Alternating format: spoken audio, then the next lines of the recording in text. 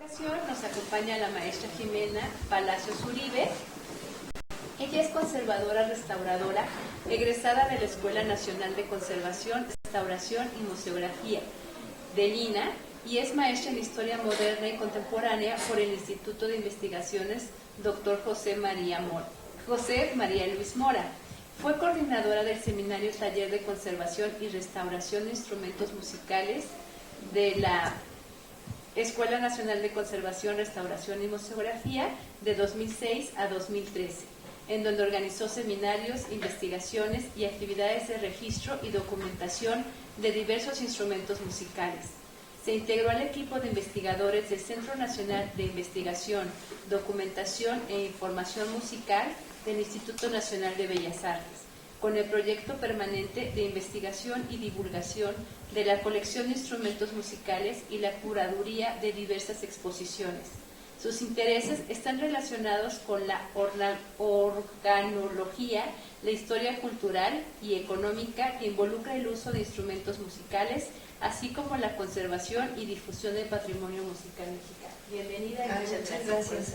Hola a todos, muchas gracias por la invitación, por la recomendación del doctor Felipe Ordoña, con quien trabajé en algún momento y a quien le agradezco haberme enseñado tantas cosas, y a ustedes por asistir a esta plática que puede ser muy diferente a lo que manejan de manera cotidiana, pero pues bueno, siempre hay puntos en común entre nuestras disciplinas, y ahora les presento estas propuestas para que platiquemos, discutamos, ustedes vean en qué consiste este trabajo y yo pueda mostrarles dos casos de estudio que fueron especialmente interesantes mientras trabajé en la Escuela Nacional de Restauración. Y pues bueno, no sé si me escuchan bien, sobre todo los que están atrás, ¿sí? Excelente. Muy bien. Bueno, pues ya en esta presentación ustedes pudieron ver que mi trabajo ha consistido en diferentes cosas. Yo soy de formación restauradora, o como en México no se conoce tanto y que es la formalidad conservación-restauración. Bueno, soy conservadora restauradora de instrumentos musicales, me especialicé varios años en esto y después me especialicé en historia y ahora me dedico a la historia cultural que involucra los instrumentos. Entonces, todo lo que he hecho en mi vida ha sido un poco ensayo y error, porque en la conservación, restauración de instrumentos musicales a nivel mundial, no solo en México, hay una tendencia por perseguir un sonido original, ¿no? Y por saber cuál es la sonoridad verdadera de los objetos que han permanecido callados a través del tiempo. Así, una idea muy romántica de lo que significa recuperar la música de época o la música antigua. Entonces, todo esto para mí siempre fue una inquietud desde niña de qué es esto de las músicas diferentes, por qué hay músicas diferentes, por qué yo como mexicana tengo que perseguir una identidad musical, o por qué la gente tiene también esta tendencia a clasificar la música en clásica, popular, cuando pues la música es música. No sé, diferentes cosas. Siempre también pues me llamaron mucho la atención las artes plásticas, la construcción de las cosas, y eso me llevó a la restauración de instrumentos. Quisiera presentarles dos casos de estudio que para mí fueron determinantes en mi manera de ver a la música y a los instrumentos, y que además pues también en su momento me hicieron sufrir muchísimo porque son casos complicados. Estamos hablando de casos de instrumentos que pues no son como imaginamos a lo mejor en los museos, en donde pues tenemos instrumentos antiguos en vitrinas, o esta idea romántica del músico tocando un Stradivari en perfecto estado y solo manejando la afinación, o no sé. También no sé qué tan aficionados sean ustedes a la música, entonces pues yo me voy a aventar a hablarles desde lo que yo sé, de la manera más aterrizada posible, pero ustedes por favor interrúmpanme en el momento que necesiten por si me estoy volviendo muy técnica. Los órganos tubulares. Bueno, el primer caso que les quiero platicar fue este pequeño órgano, que en esta fotografía no se ve lo pequeño que es, pero ahorita más adelante en la presentación podremos ver. Es un órgano de tubos hecho en México. Resulta que en México tuvimos la misma cantidad o más de órganos tubulares que en cualquier ciudad europea del siglo XVII al siglo XIX. El asunto es que pues, la tradición musical religiosa que durante mucho tiempo tuvo a la Iglesia en el primer lugar de difusión cultural y creativa, incluyendo a la música, fue cayendo, sobre todo hacia la segunda mitad del siglo XX. Entonces los órganos ya no son lo que fueron. Resulta que al menos en Oaxaca tenemos cerca de 300 órganos de tubos, en Puebla igual, en Tlaxcala igual, y muchos de estos instrumentos han caído en desuso y pues, como sabemos, las cosas que caen en desuso, si no se conservan, tienden a perderse.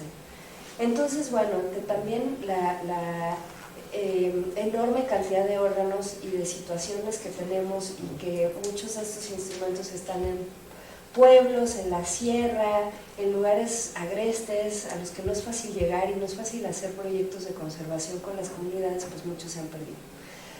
Entonces, uno de mis maestros, Daniel Guzmán, que fue quien llevó el taller de instrumentos musicales hasta que yo llegué estoy hablando hace 15 años, descubrió en una capillita en Hidalgo este instrumento en estas condiciones que les voy a presentar ahora. Bueno, no sé si esta luz no se puede apagar, ¿verdad? Es que de por sí algunas imágenes son oscuras, entonces solo no quiero que se duerman. Bueno, sí. Entonces, esta es la capilla de San Juan Tepemazalco, que es un pueblito muy pequeño en el estado de Hidalgo, y pues era una capilla de visita. No sé si ustedes estén familiarizados con estas cosas, pero bueno, había parroquias principales y alrededor pequeñas capillas a las que los sacerdotes iban a evangelizar y a predicar la fe a los pueblos más pequeños. Resulta que en estas capillas que están en toda la República, sobre todo centro-sur, hay una cantidad de joyas impresionantes y sobre todo siendo la iglesia la cuna de la creatividad musical hasta, como les decía, por lo menos siglo XX, encontramos estas cosas pues ahora derrumbadas. Y bueno, este es el caso del organito de San Juan Tepemazalco. Los órganos son para mí los instrumentos con la ingeniería más creativa que hay en los instrumentos musicales. Desde cómo se produce el sonido, las armonías, por qué suena un tubo de aire presurizado de la manera en la que suena, cómo encuentras la armonía en todos los tubos, cómo los pones a funcionar, se me hace algo impresionante. Y entonces, bueno, resulta que nosotros sabíamos mucho de organería, siendo México un gran productor de órganos de tubos. Entonces, bueno, el órgano estaba en estas condiciones. Les platico esto porque, igual, persiguiendo esta idea de cuál es el sonido original, a lo mejor ustedes lo primero que ven es ¿a qué sonaba eso? ¿Para qué servía? ¿Por qué llegó a un estado tan deplorable como este? Entonces, pues les repito que muchos de los órganos dejaron de funcionar también porque era muy caro mantenerlos y muy caro afinarlos. Y entonces, pues en este caso, que era un organito además frágil por su tamaño y por sus materiales, pues resulta que el tiempo, la humedad, las condiciones del edificio lo fueron maltratando hasta que llegó a este estado. Entonces, un órgano de tubos funciona básicamente de la siguiente manera. Tenemos un par de fuelles, que son estas bolsas de aire que están enfrente de la caja que vemos aquí. Estos son los fuelles. Entonces uno hace esto y entonces las bolsas de aire tienen cierta capacidad para almacenar cierta cantidad de aire que empujan al órgano y cuando uno presiona las teclas libera ese aire por los tubos y entonces los tubos suenan a una nota determinada. Todo esto necesita una persona que sepa manejarlos bien para que entonces pueda encontrar una afinación. Les presento esto porque además para nosotros fue un reto hacer un proyecto así en una escuela de restauración que, aunque sea la Escuela Nacional de Restauración, los alumnos están entrenados para manejar bienes culturales en general, pero cuando se trata de instrumentos musicales, al menos mientras yo estuve ahí, y lo sigue siendo así, lo sé, tenemos que hacer trabajos con otros especialistas para poder llegar a los resultados pues, que mejor podemos, ¿no? Pues en este caso, por ejemplo, el doctor Orduña nos acompañó en muchos procesos de recuperación de sonido, haciendo grabaciones, pruebas acústicas. En este caso también trabajamos con el organero que fue responsable de muchas restauraciones de órganos en México, un alemán, Joachim Weslowski, que ahorita les voy a mostrar. Pero la restauración de un instrumento musical no consiste únicamente en recuperar el sonido, porque como les decía antes, esto es una idea que puede ser muy romántica, cuando no se sabe ni la trayectoria del instrumento, ni si puede sonar o no, porque muchas veces al pretender recuperar un sonido se compromete evidencia histórica. No sé cómo hacer el símil con ustedes, porque también no sé cuáles sean sus áreas de especialidad. Pero si yo, por ejemplo, tengo un instrumento valiosísimo, pongamos uno de los más valiosos que existan, un Stradivari, y entonces a fuerza lo quiero poner a sonar, pero resulta que es el único Stradivari que tiene cuerdas originales, y esas cuerdas ya no se pueden sustituir o ya no se pueden tensar, porque la tensión de una cuerda implica que otra vez se recupere la fuerza, entonces que las cuerdas se sometan a un estrés al que no ha estado durante años, durante siglos, pongámoslo así. Entonces, ¿qué hago? Recupero el sonido de esas cuerdas, recupero ese instrumento tal como está, o lo conservo, lo estudio, hago una réplica y hago que ese instrumento suene de la manera más parecida. Se los pongo así porque esta es la disertación en la restauración de instrumentos musicales. El qué hacer para que un instrumento suene o no suene. Sí. Nada más en ese caso yo tengo una pregunta, porque justamente en el caso de un Stradivarius, y pensando nada más en la caja, nadie ha podido establecer, o sea, vaya, en pocas palabras no se puede reproducir el sonido del Stradivarius, ¿no? Es decir, tú podrías construir una réplica y en principio no es claro que pudieras obtener el mismo tipo de sonido, aún utilizando las mismas cuerdas, tanto en el original como en la copia. Entonces mi pregunta, lo que no me ha quedado muy claro a mí es si sí van a intentar que suene el instrumento o no, el órgano. Sí, este instrumento se restauró. Les estoy platicando los procesos okay, que nos llevan y que nos hacen pensar en si lo que queremos recuperar es una sonoridad original, que además todas las restauraciones de instrumentos musicales nos han mostrado que la sonoridad original no existe. Esto quiere decir que cuando yo hago un instrumento, ese instrumento está o suena en función del tamaño de sus partes, de la naturaleza de sus materiales, de su tecnología de construcción, del deterioro de sus materiales a través del tiempo, ¿no? Entonces, si yo toco un Stradivari precisamente en nuestra época, nunca va a sonar como sonó cuando él lo estrenó, porque los materiales envejecen, porque si aunque tuviera los elementos originales, esas cosas cambian. Esto es una discusión que además se ha probado con muchas herramientas de las ciencias exactas que nos tratan de poner o tratan de ponderar entre también qué es que suene algo de manera original. El sonido se propaga de maneras diferentes en medios diferentes. Yo escucho diferente a la persona que escucha al lado, pero es una realidad que hay instrumentos, sobre todo por ejemplo estos grandes instrumentos de lauderos renacentistas, Stradivari, Guarneri, Amati, etc., que usaron materiales que fueron de primera calidad, es decir, las maderas, los barnices, una serie de cosas que los hacen ser únicos y que ahora son un mito, ¿no? O una leyenda. Entonces, bueno, voy a seguir un poco más y después entramos más en la discusión para que veamos otros casos. Mucha gente participó en este proyecto con diferentes aportaciones desde las ciencias, como por ejemplo personas que nos ayudaron a hacer análisis de fluorescencia de rayos X para los elementos inorgánicos, o radiografías que nos permitieron entrar a lugares a los que no era fácil el acceso, como a las cajas que estaban adentro. En este momento les quiero decir que no sabíamos si íbamos a restaurar o no. Nuestra metodología consistió en primero saber de qué estaba hecho el instrumento, cómo estaban sus materiales y qué tan posible era que esos materiales pudieran volver a funcionar. Estamos hablando de resortes, pieles, maderas que ya llegaron a un momento de tensión, de elasticidad, al que pues ya no es posible volverlos a hacer que trabajen otra vez, porque entonces se pueden romper, se pueden quebrar, y bueno, cada uno de los materiales tiene pues diferentes grados de deterioro y diferentes cualidades que los hacen cumplir o no cierta función. Entonces, bueno, aquí les muestro algunas fotografías de los textiles, del órgano, de las partes internas. Por allá estamos haciendo análisis con fluorescencia de los metales de los tubos. Esta es la caja vista con luz ultravioleta, que nos indica también la naturaleza de los barnices. Entonces, bueno, igual como la investigación histórica, el trabajo del análisis de materiales y técnicas fue muy importante. La documentación de cómo estaba hecho el instrumento también fue muy importante, porque además en ese momento nosotros teníamos la idea de hacer una réplica. Esto en México pues no había pasado.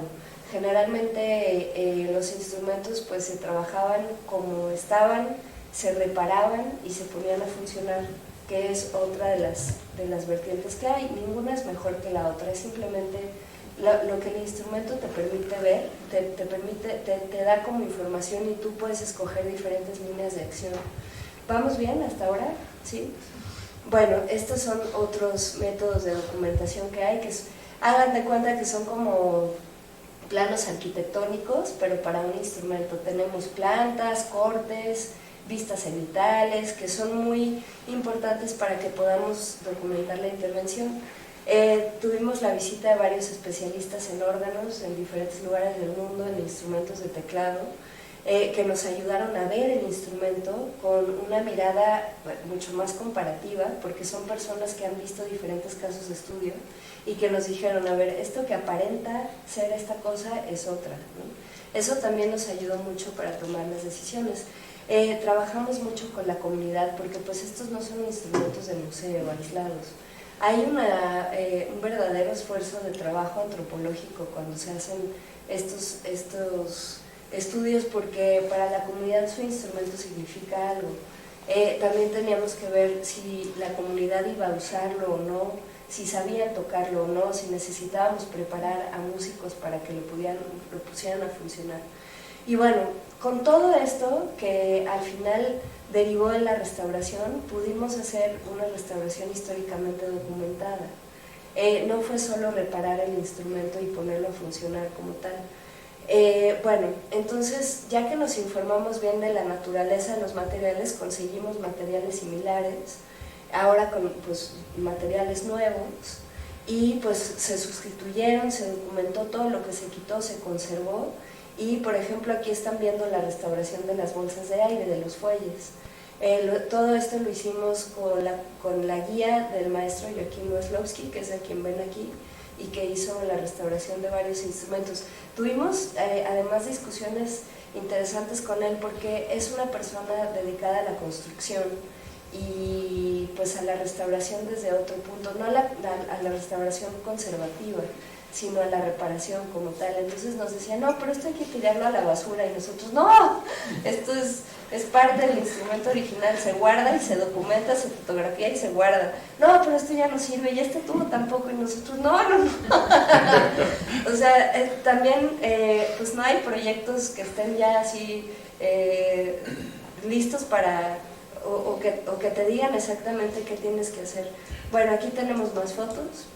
Este es el trabajo con los tubos. Aquí tenemos a dos de las alumnas que participaron en el proyecto. En este momento estamos haciendo pruebas de afinación para ver la naturaleza de los tubos, las características de cada tubo para saber a qué sonaba. Y bueno, después de haber hecho la fluorescencia de rayos X en cada tubo y en diferentes zonas, pudimos sacar las aleaciones originales y preparamos la aleación en un taller que está en Morelia, de unos hermanos constructores de órganos, que son los únicos que tienen los materiales para hacer láminas. Entonces nos fuimos a Morelia, y así en un crisol, como ven ustedes ahí, muy a lo medieval, fundimos el metal y tiramos la lámina para poder hacer una aleación similar a la de los tubos originales. Entonces, pues esto fue para nosotros un gran aprendizaje porque pudimos saber primero, fue muy didáctico, cómo se hacían los tubos de un órgano, qué implica tirar una lámina, el calor del metal, cómo se corta el metal, después cómo se suelda para poder hacer un tubo con X características. Disculpa, ¿es laminada? ¿Es un proceso de forjado o no solo se vacía? Se vacía. Nada más. Me refiero a la lámina, ¿Sí? Sí, es un vaciado. Okay. Ahí en la primera fotografía estamos haciendo la aleación. ¿Sí? Y después se vierte, bueno, aquí no se ve. Sí, no, ya está bien. O sea, nada más, no hay un proceso de deformación en frío o un poco caliente, deformación, pero ya en estado sólido. Eso cambia las propiedades en los aceros al menos. Se cambian las propiedades a la hora de laminar. Ya. Si hicieras una lámina de acero, pues no, y ya nada más vaciada, no funcionaría como una lámina. En el caso del plomo, no sé. Sí, aquí tenemos una gran cantidad de plomo. Pues falta mucho análisis de este tipo para los órganos en general, porque los documentos antiguos Sí. dicen que entre más plomo se usaba en los tubos eran de menor calidad, pero que muchas veces se hacían con más plomo porque los otros metales eran más difíciles de conseguir y más caros. Eso también hay que probar si tiene alguna implicación en el sonido. Pero bueno, lo que sí hemos visto es que los tubos que tienen más plomo tienden a deteriorarse más rápido. Okay. Y a perder la afinación más rápido. Eso es lo que le podría decir. Sí, entonces, bueno, en este caso se tiró la aleación caliente a esta cubeta aquí y después se virtió en la mesa y se sacó la lámina. Sí. Entonces, bueno, voy a continuar porque si no, no nos va a dar tiempo de ver el otro caso. Al final, si quieren, podemos hacer más preguntas. Estos son los tubos antiguos y los tubos nuevos, y aquí los estamos probando en la caja original del órgano, que es la que libera el aire que viene de los fuelles. Entonces se llama secreto y es una caja muy delicada en la cual se apoyan los tubos y pues que determina cómo va a salir el aire y por lo tanto pues qué nota es la que va a dar ese tubo junto con la forma del tubo también. Este es un fuelle artificial. En lo que se restauraban los fuelles originales se hizo un fuelle con un motor y se conectó a la corriente normal y entonces producía la cantidad de aire que producen los fuelles originales para poder hacer pruebas de afinación. Aquí es la restauración del secreto y del teclado. Pues todo está hecho con pieles y madera. Esto también nos dijo muchas cosas de la historia del órgano. La forma de estos canales hablan mucho de si es un órgano antiguo o un órgano moderno, por cosas pues ya muy de la organería que no sé si nos da tiempo de comentar aquí, pero bueno, todo esto para nosotros es información. Estas partes, por ejemplo, los organeros no las guardan, las tiran a la basura. Entonces para nosotros era muy importante conservarlo porque esos es parte de la naturaleza del instrumento y de cómo se fabricó, de las partes originales. Aquí estamos fabricando el teclado. El teclado de un instrumento de este tipo está hecho de hueso y ébano. Las teclas blancas son de hueso, las teclas negras son de ébano. Y pues hicimos el hueso también, lo preparamos como se hace comúnmente en la fabricación de instrumentos musicales. Y todo se calibró para que quedara un teclado balanceado y se pudiera tener un buen toque. Se restauró la caja, igual con los materiales similares a los originales. Y pues bueno, aquí ven procesos muy específicos de la restauración, aplicaciones de barniz. Aquí tenemos calados de la madera para reponer partes. Y bueno, este proyecto obviamente lo llevaron a cabo los alumnos de restauración, guiados por los especialistas en cada paso, o sea, en organería, en carpintería, en ebanistería. Y pues bueno, este es un video que quisiera mostrarles sobre las pruebas de sonido.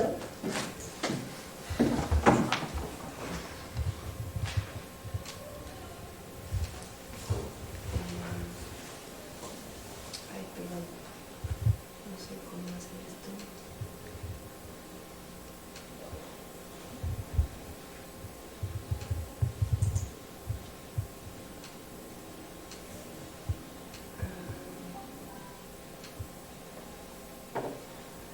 Si lo tienes afuera, tal vez. Bueno, se los voy a poner, sí, se los voy a poner en...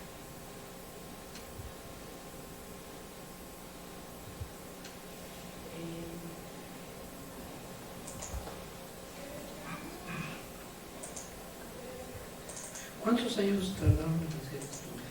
Este proyecto fue muy largo, cerca de 4 años, con diferentes alumnos, con diferentes generaciones.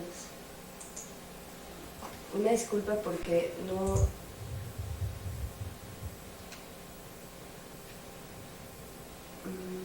funcionó el video en la presentación, pero ahorita lo encontramos.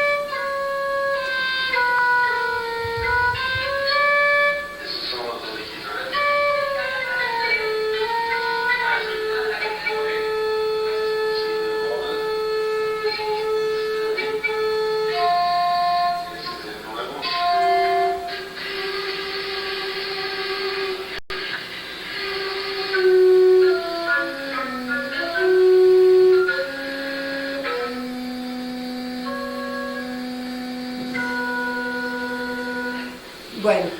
Pues sí, eso sí va bastante bien. Aquí falta cortar la boca a la misma altura. Esta es una probadita de los diferentes análisis que se hicieron ya que los tubos estaban dispuestos en el órgano, y pues con ese fuelle artificial, mientras se restauraban los originales, pudimos hacer las pruebas. Quisiera mostrarles, no sé por qué no funcionan los audios desde la presentación, pero este es el resultado final.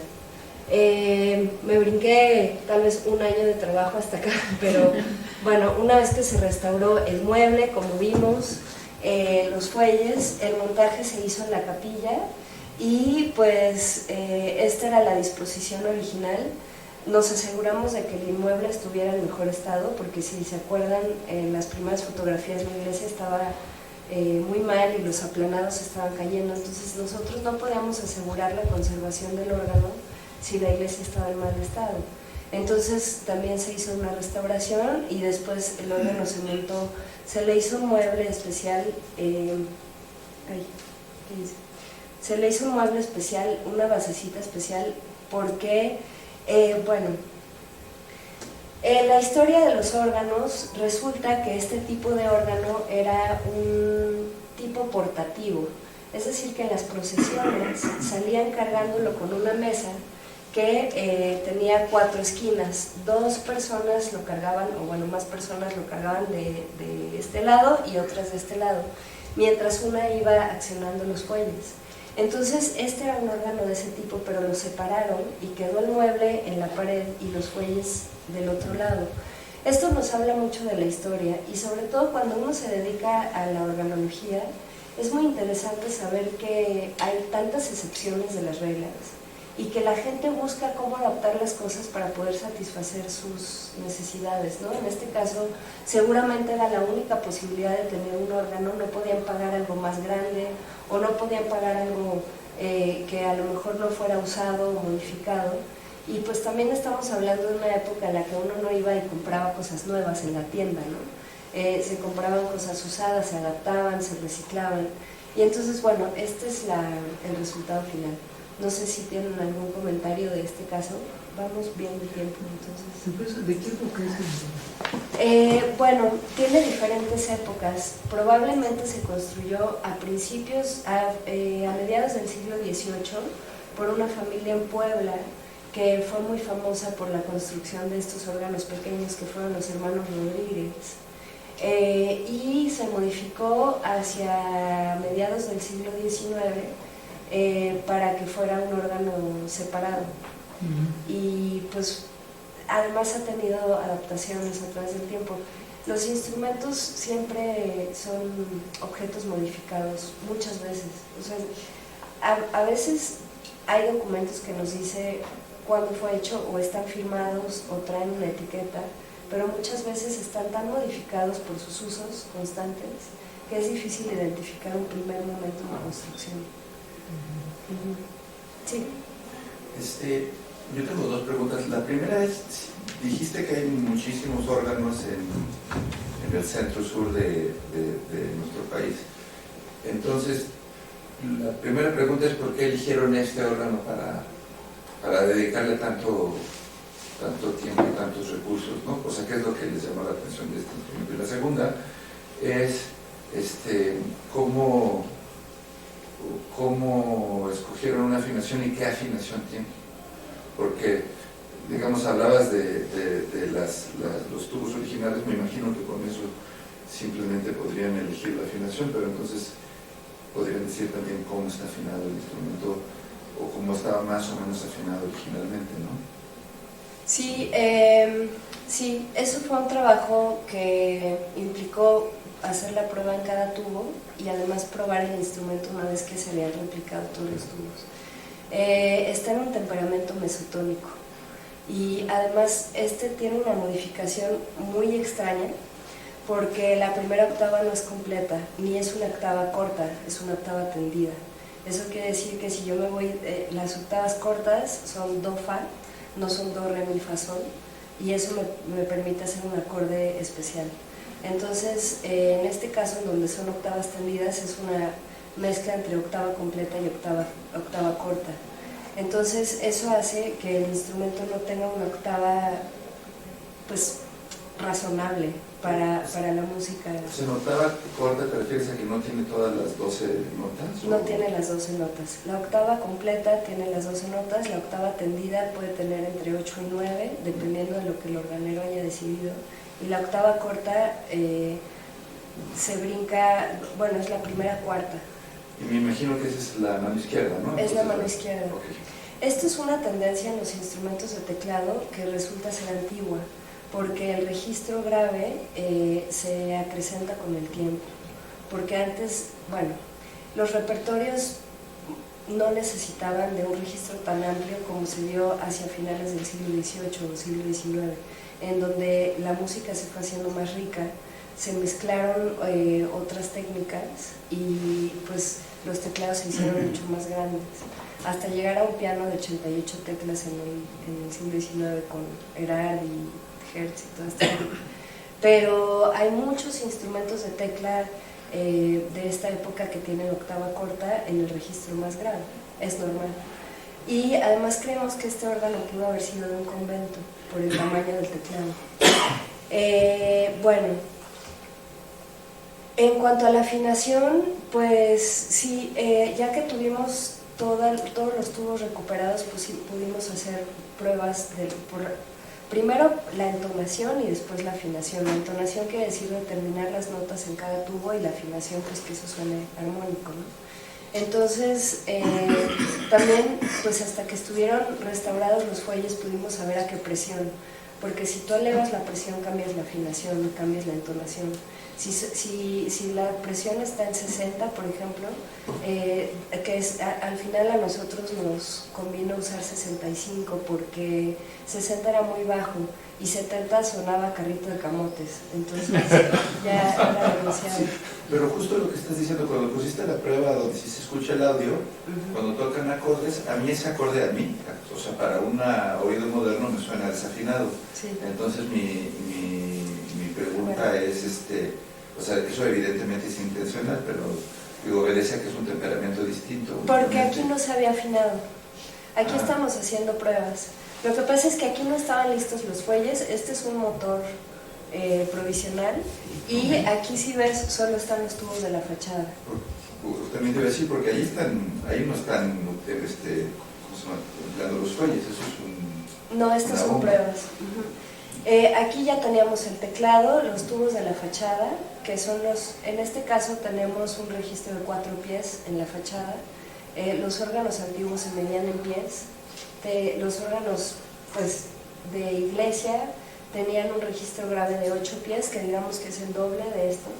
Y hay una tecnología muy divertida en los órganos que es tapar los tubos para que suenen una octava más grave. Entonces, todos estos tubos de la fachada están tapados para que suenen como si el órgano midiera lo doble. Entonces, bueno, en este caso tenemos un registro de 4 pies, aunque estos son 2 pies, o sea, los tubos. El tubo de referencia, el más grande, debe medir 2 pies y de ahí es pues proporcionalmente más pequeño a la nota, ¿no? Entonces todos los tubos de atrás no se ven. Si ven en esta foto no están los tubos de adentro, apenas estamos haciendo pruebas de los tubos de fachada. Y bueno, este ya es el órgano completo con los tubos adentro, con los fuelles reparados y a la presión que debería estar. Oye, no es una pregunta, no. Sí. Según yo veo ahí la foto, miden más de 2 pies los tubos, o de dónde los miden, ¿cuál es la...? No, son 2 pies. Bueno, esa es una medida Es de la apertura. estándar, sí. A ver, Está abierto. el tubo suena de aquí, de la boquita, Sí.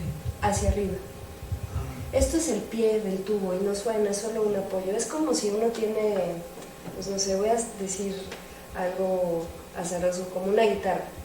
La longitud de la cuerda realmente va del puente a la cejilla, no va de la clavija al último nudo, ¿no? Sí. entonces es algo equivalente razonablemente. Sí. Okay.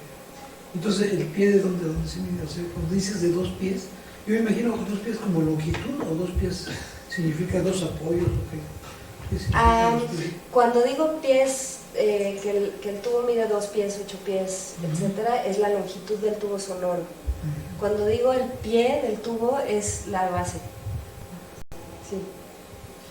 Pero digo, nomás comentando, esa nomenclatura de los registros de 2 pies y 4 pies y 8 pies es una aproximación, no hay algo que exactamente mida 2 pies, es como el tamaño más o menos. Exacto, son medidas de referencia. Son pies de longitud ciertamente, pero digamos es como una nomenclatura musical de este tipo de instrumentos. Se utilizó en órganos y en instrumentos de teclado tipo el clavecín, ese tipo de cosas, ¿no? Exacto. Entonces hay registros, es como el nombre de los teclados, y más o menos el tubo intermedio o el tubo tiene ese tamaño. No hay algo que mida, a lo mejor alguno mide exactamente eso, Sí. pero no, sí, es nada más Como una los etiqueta. palmos también, que se Sí. usan mucho.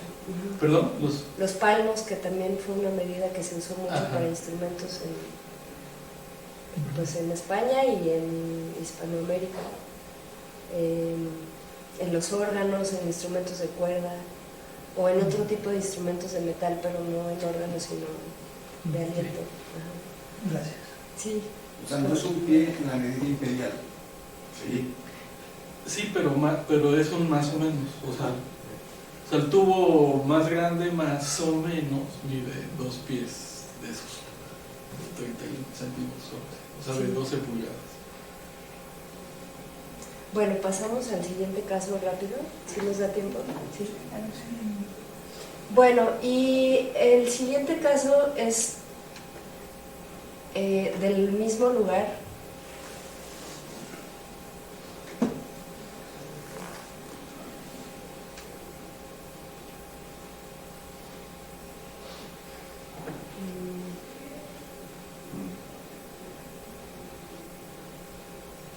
Bueno,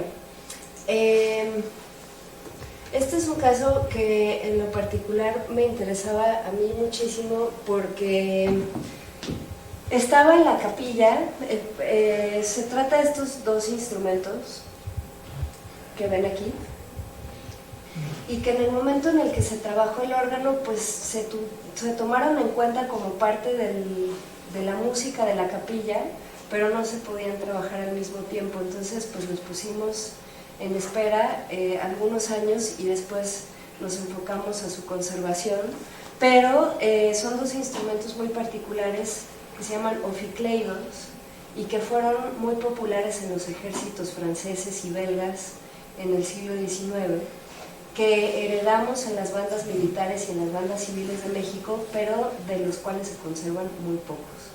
Posiblemente sean estos dos de lo que se conoce, porque pues si nos metemos a cada capítulo a lo mejor podemos encontrar más, pero por lo menos se conocen 5 en todo el país. Son instrumentos que en su momento formaron parte del registro grave de las orquestas, un poco antecesores de la tuba, por ponerlo en ese lugar, y que estaban en estas condiciones. Bueno, sí. Esto es la parte de atrás de un nicho que hay en la capilla, en el coro bajo, y Daniel Guzmán, quien fue el primero en visitar esta capilla y en descubrir estos instrumentos, los encontró en estas condiciones. Entonces él proponía que fueran instrumentos que se conocen con otro nombre, pero al final llegamos a la conclusión de que eran oficleidos. A mí en lo particular me interesa mucho este tema porque es lo que estudio. O sea, yo me enfoqué en la historia de las bandas de música de viento y sobre todo en encontrar por qué México, siendo un país con un repertorio de banda tan grande, nunca fuimos productores y fuimos grandes consumidores de las grandes empresas del siglo XIX. Tuvimos una importación masiva de instrumentos musicales, por lo menos en el Porfiriato, incluso un poco antes, que alimentó a todas nuestras bandas y que nos dio repertorios de muchos países europeos. Bueno, entonces me sorprendió mucho ver este par de oficleidos y pues uno de los trabajos que se dieron a la par del órgano fue saber si estos apoyaban el registro grave de la música del órgano, porque también hay unos clarinetes, que de esos no les traje fotografías, pero pensando que el órgano era el instrumento principal y que los oficleidos eran el apoyo grave y que los clarinetes formaban el apoyo agudo, o bueno, el registro medio agudo, entonces resulta que era una capilla muy musical en la que se escribió un repertorio relativamente amplio para tocar músicas de muchos estilos. Estos son los instrumentos cuando se llevaron al taller de restauración y se limpiaron. Pues imagínense, son instrumentos fabricados en la segunda mitad del siglo XIX y pues que estaban en estas condiciones, todo este cemento, tierra. Entonces pues habían perdido muchas partes. De hecho en este momento se ven, pues están incompletos y ven, les hacen falta algunas tapas. El tudel, que es esta parte de aquí, una parte es esta zona que da vuelta en el tubo y termina con la boquilla, que es donde se sopla el instrumento. Todo eso se había perdido. Aquí pues está incompleto. Estos son los oficleidos en la capilla, un poco para que se vean las dimensiones, y estos ya son en el taller. Este es el primero. Entonces, resulta que los oficleidos son instrumentos que usó el ejército para poder cabalgar y tocar, eran instrumentos de caballería en especial. Entonces los soldados los encontraban muy cómodos porque podían tocar sentados y no eran como pues otro tipo de instrumentos que tenías que pararte o que tenías que tomar posiciones incómodas porque pues tenías que marchar, ¿no? Entonces se fueron adaptando con el tiempo para que tú pudieras colocarlos de esta manera y soplar mientras ibas marchando. Hicimos una serie de radiografías para ver cómo estaban los metales, bueno, cómo estaba la estructura por dentro, y nos encontramos, no sé si es en este caso en el que sigue, creo que es en el que sigue, un animalito muerto atorado en una de las vueltas. O sea, estaban en terribles condiciones. Pero estas radiografías nos ayudaron a ver, por ejemplo, estos elementos que son muy interesantes y que pues es información sobre la técnica de construcción y que pues no podemos ver a simple vista o que se ven diferente, ¿no? A simple vista. Estos son, me disculpo porque las fotos están muy oscuras. Estos son detalles del pabellón, que es el lugar en donde se abre la boca del instrumento. Estos son faltantes y esto es un detalle de la corrosión del metal. Aquí también tenemos otras fotografías del estado de conservación. Y pues todo esto para nosotros es muy importante porque, bueno, resulta que estos instrumentos son muy, muy raros. Si nosotros recuperábamos su sonido, ¿qué íbamos a descubrir? Solo tocarlos y que se quedaran en la capilla, hacíamos un concierto o programábamos una serie de conciertos para que la gente conociera cómo sonaban. Había muchas preguntas que además nos hacían pues estar en un discurso de mejor se conservan y se guardan en la capilla o si se recupera el sonido. Al final solo se conservaron, se limpiaron muy bien y se conservaron porque a la gente en San Juan Tepemazalco no le interesaba pues aprenderlos a tocar, ¿no? Que es muy respetable, además son sus instrumentos y pues no había más que hacer. En cuanto a la pregunta que usted me hacía hace un momento de los recursos y de por qué escogemos ciertos instrumentos para hacer una restauración y no otros, bueno, pues es que es una de las preguntas que yo tuve siempre. Si las cosas que yo escogía para llevar al taller tenían mucho que ver con intereses personales y con preguntas personales, o si realmente estábamos aportando algo diferente a la disciplina. La verdad es que con el tiempo descubrí que fueron casos muy afortunados, que además sí fueron una aportación. En el caso del órgano de San Juan Tepemazalco, cuando nosotros trabajamos este órgano, había mucha polémica en el asunto de los órganos en México, por la manera en la que se restauraban, quién los restauraba, cuáles eran los criterios para llegar a diferentes decisiones. Y bueno, yo había heredado una escuela en la que pues Daniel Guzmán, con una formación de laudero pero también de conservador, era una persona pues mucho más abierta que un organero simplemente que quería solo poner a funcionar los instrumentos. También heredé la escuela del conservador, de pues no hay que desperdiciar el material y pues poner en perspectiva que lo que uno hace queda, ¿no? Entonces, gracias al proyecto de restauración del órgano de Tepemazalco, desde hace por lo menos 6 años hay un seminario permanente de conservación de órganos históricos a nivel nacional, en el que se hacen ponencias, no nada más en México, sino en otras partes del mundo, hablando de órganos tubulares y de casos de estudio desde históricos hasta organológicos. Entonces, pues tuvimos también opiniones diversas y sobre todo porque fue un proyecto muy caro, financiado por la Escuela de Restauración, el Instituto de Antropología y 2 asociaciones en Hidalgo, que fueron las que pues, nos acogieron, ¿no? Entonces, no sé, siempre creo que es importante que los alumnos sepan que el trabajo que están haciendo va a permanecer también en otras áreas de estudio. La cantidad de análisis que se hicieron y la manera en la que se documentó fue casi para hacer una réplica, que eso me parece un proyecto académico o en términos académicos muy interesante. En el caso de los oficleidos, la aportación de este proyecto fue mucho hacia la unicidad de estos instrumentos. ¿Cómo saber si esto se toca o no? ¿Quién lo va a tocar? ¿Para qué se va a tocar? ¿Por qué se va a limpiar? ¿Por qué se van a hacer ciertos tipos de análisis?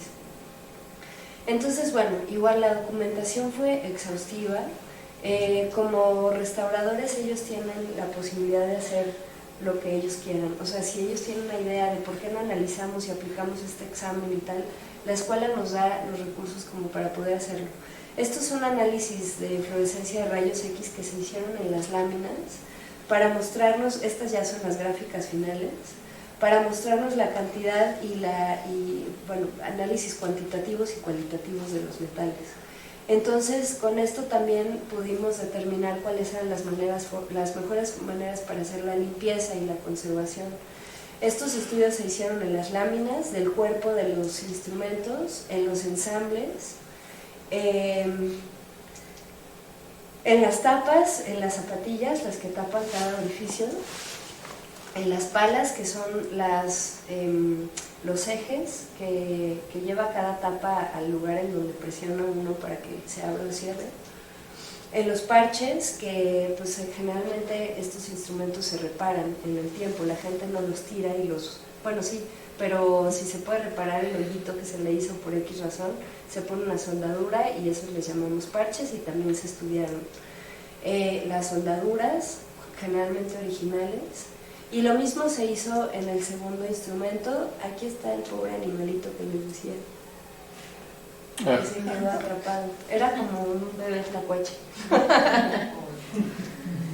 Y bueno, pues son instrumentos muy deteriorados, se limpiaron, pero hicimos una limpieza de ultrasonido en una tina suficientemente grande como para poder limpiarlos, para que cupieran. Y pues bueno, lo mismo en el segundo. Los instrumentos regresaron a la capilla y ahora están, nos quedamos aquí, y ahora están con el órgano. Pues bueno, a nivel histórico lo que les puedo decir es que fue muy afortunado encontrarlos, porque además son testimonio de que sí recibimos esos instrumentos en México. Algo que nos da la conservación y la restauración, que es muy valioso desde mi punto de vista, es que los objetos son en sí documentos. Entonces, si nosotros tenemos a lo mejor un tratado de música militar mexicana en el siglo XIX que nos dice que no se usaron, que no hay repertorio para ficleido porque no se usaban en México, que es algo común, esto me permite demostrar que no podemos generalizarlo, que sí hay excepciones y que tampoco podemos saber si sí se usaba o no ese tipo de música. Entonces, bueno, pues estos son los casos que les traigo, ya estoy sobre tiempo, pero no sé si les interesa el tema, si quieren preguntar algo o hacer una discusión sobre algún aspecto en especial. Si quieran saber sobre otros casos, no sé. Sí, la curiosidad que tengo es quién financió este proyecto y si existe algún programa del INBA o de alguna institución pública destinada a recuperar todos esos instrumentos, a estimular esa actividad y conservar pues este patrimonio. Sí, el caso de los oficleidos no necesitó un presupuesto, además del presupuesto que tenía el taller. Nosotros teníamos en esa época, porque yo dejé de trabajar ahí hace casi 7 años, pero teníamos un presupuesto anual que programábamos de acuerdo a los proyectos. Entonces, como pues por ser la escuela de restauración podemos echar mano de los laboratorios que tenemos de rayos X, de análisis petroquímicos, de análisis petrográficos, biológicos, etcétera. Entonces hacemos proyectos entre diferentes colegas de acuerdo al caso de estudio y pues así echamos mano de los recursos de la escuela. En esa época eso era muy afortunado. En el caso del órgano tuvimos que buscar financiamiento por fuera, porque implicó traer especialistas y hacer una documentación exhaustiva y análisis también que pues implicaba gastar, ¿no? Y pues esto lo hicimos con un programa que en aquel entonces se llamaba Foremova, que sobre todo destinaba presupuesto a monumentos, pero como el órgano es un bien mueble inmueble, nos dieron presupuesto para eso, junto con el Seculta, que en ese momento era una especie de Conaculta pero estatal, era el Consejo Nacional para la Cultura y las Artes del Estado de Hidalgo, y la Escuela de Restauración y el INA, con dinero de sitios y monumentos. Fue un proyecto cuya gestión fue complicadísima, porque además tú como restaurador tratabas de concientizar a la gente que manejaba el dinero y ellos no, pues solo manejaba el dinero. Es decir, las decisiones de restauración cambiaban y el presupuesto tenía que cambiar y pues no era fácil hacerlos entender que en un principio tú habías proyectado X cosa pero que los resultados te estaban diciendo otra. Sobre todo entramos en un lugar así cuando decidimos no restaurar y hacer una réplica. Y nos dijeron eso cuando ustedes vivan en Suecia, porque vivimos en México y esas cosas no se hacen.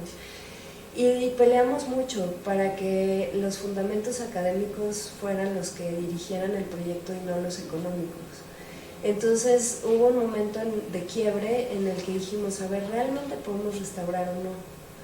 Y pues ya nos hicimos una mesa de discusión y los chavos participaron de una forma muy activa y muy padre y llegamos a la conclusión de que sí íbamos a hacer la restauración, pero porque se quería, si no, no lo hubiéramos hecho. Lo que pasó con los oficleidos fue no se pueden restaurar porque no vale la pena, o sea, no hay algo tan fuerte como para que nos lleve a la restauración, no vamos a descubrir una sonoridad nueva, no tenemos la manera de hacer las partes que faltan, a la comunidad no le interesa, entonces bueno, pues esa es la historia. Nosotros nunca vamos a... Bueno, yo ahora trabajo para Bellas Artes, estoy a cargo de la colección de instrumentos musicales de Bellas Artes. Tenemos 3 pesos todo el año. Todos mis proyectos tienen que estar en función a esos 3 pesos y generalmente son proyectos de investigación documental y no puede haber restauración, pero sí puedo hacer conservación, es decir, puedo asegurar que el lugar en donde esté la colección esté en las condiciones ambientales idóneas para que después no tenga que invertir en una restauración, o que los instrumentos que se vayan a tocar pues no necesiten una reparación porque pues no se puede. Y de verdad que son unas joyas las que tenemos, no sé. Sí, pues creo que por allá primero y después la señora. Doctora, felicitarla por la plática, muy interesante, la verdad, esto es parte de nuestra historia, de nuestro patrimonio. Yo nada más quería preguntarle brevemente, actualmente ¿dónde estamos parados? Llega un nuevo gobierno, Secretaría de Cultura, esto tendría que estarse protegiendo, ¿no?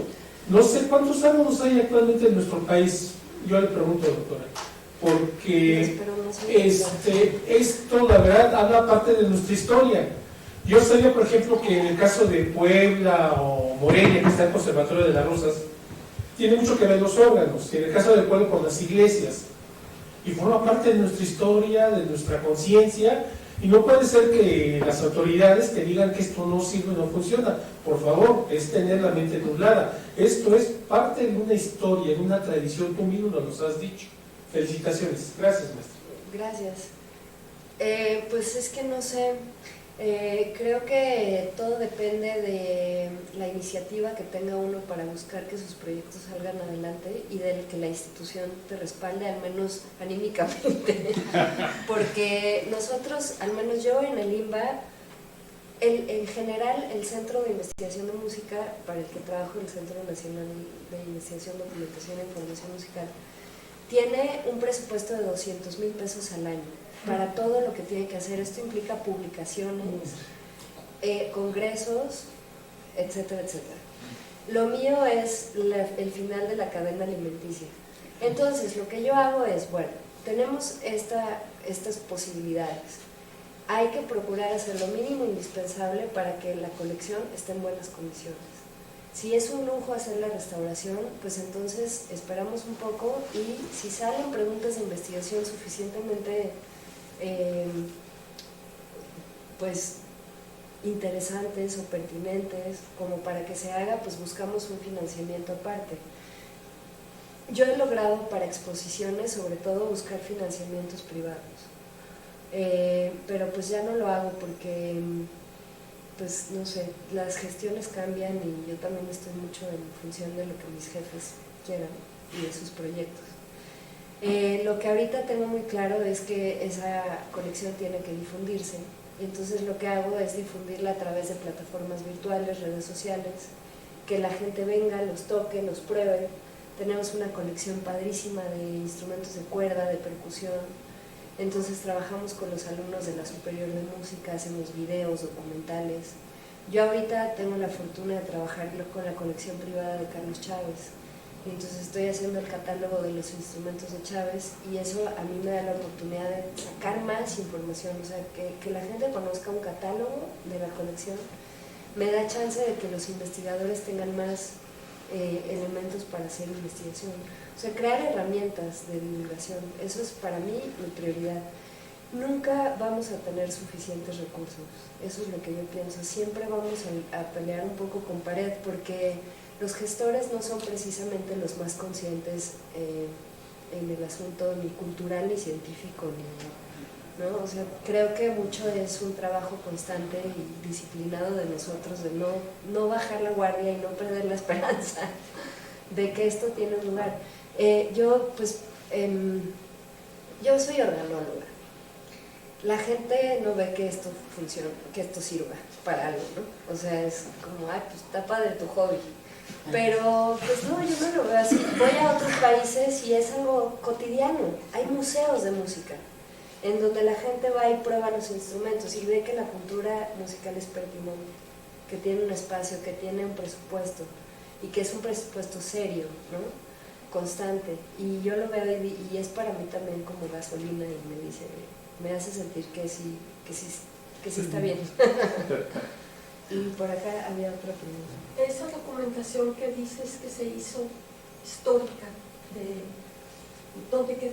Está en la Escuela de Restauración, en el Centro de Documentación. Hay varios informes y hay un disco duro con todos los datos. Así como un libro, no hay un libro, pero hay informes periódicos semestrales en donde aparece, hay una bitácora que además eso fue un resultado muy bonito del proyecto, así como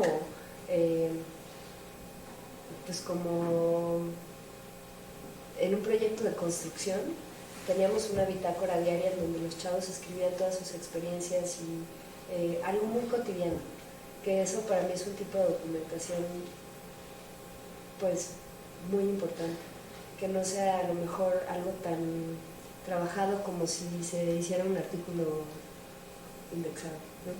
Pero entonces esas bitácoras están en el centro de documentación, hay fotografías, hay discos que se quemaron y están en el centro de documentación también. O sea, están resguardados. Sí. Y la otra, el seminario que comentabas, ¿sigue existiendo? El seminario de órganos Sí, cada año tienen un coloquio a nivel nacional en donde uno puede presentar su caso de estudio. Sacan una convocatoria, me parece que por ahí de septiembre, creo que ya es por estas fechas. Eso debe estar en la página de la Escuela de Restauración. Yo organicé el primero, que tuvo pues mucho auge porque además era la primera vez que se hacía un coloquio internacional sobre órganos históricos, un poco pues aprovechando este caso. Después los colegas se hicieron cargo de los demás y creo que ahorita llevan 6 o algo así. Y además está el Seminario de Estudios Permanente de Órganos en la Coordinación Nacional de Conservación. Entonces cualquier cosa que ustedes conozcan sobre órganos se puede presentar ahí.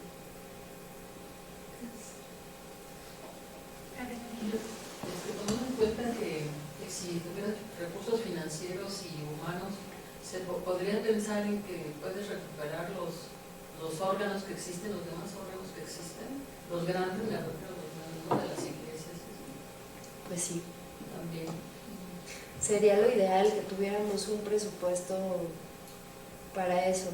Creo que algo que también tendríamos que pensar es, necesitamos en la restauración mucha investigación, porque este asunto de recuperar los sonidos, que ya está muy superado en otros países y en otras áreas disciplinares de la restauración, nos acercaría al verdadero sentido de por qué restaurar. Porque restaurar es carísimo, de verdad es un lujo hacerlo. Pero a lo mejor hacer trabajos de campo regionales que nos hablen de cuántos órganos hay, quién los fabricó, qué tipo de repertorio se usaba. Abrir esos baúles que vemos en todas las capillas y ver qué música hay. Yo les platico de un caso, ya muy rápido, de un trabajo que hice hace poco en la Mixteca, oaxaqueña. Resulta que unos colegas musicólogos habían hecho un estudio para conocer la música de Oaxaca. Entonces se iban a las capillas pequeñas a abrir los baúles y a sacar toda la música y a hacer catálogos. Y en esta capilla encontraron 30 instrumentos de viento de una banda que fue del siglo XIX, con un órgano además.